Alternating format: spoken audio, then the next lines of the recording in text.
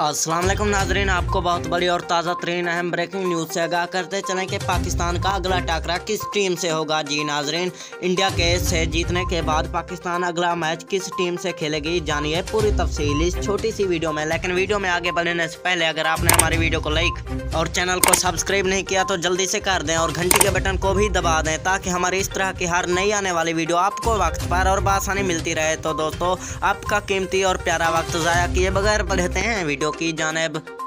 जी नाजरीन, पाकिस्तान ने इंडिया को बहुत बड़ी शिकस्त दे दी और उनका अगला मैच 30 अक्टूबर को खेला जाएगा।